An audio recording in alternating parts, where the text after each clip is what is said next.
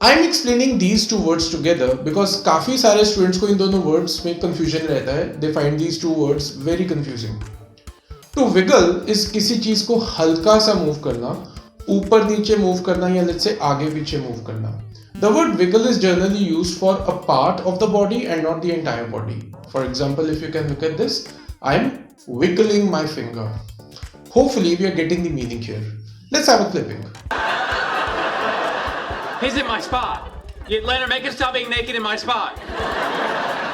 Howard, what are you doing? He wasn't using it.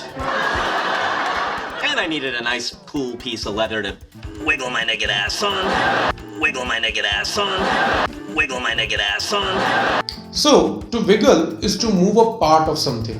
But to wriggle is to move the entire body. Especially when you're struggling for getting out of something. It's like आप किसी चीज में फंसे हुए हैं and you are moving in a twisted, contorted motion to just get out of it. It's like squirming to get out of it. Yeah, I like the word squirming. It's a synonym. To squirm is to wriggle. Let's have a clipping here. Take a worm. What? A worm with your fingers. Go on. They won't bite the worms, boy. That's it. Good boy. It's wriggling. Of course it's wriggling, it's a worm.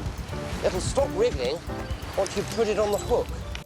So, what's the usage here? The worm was wriggling.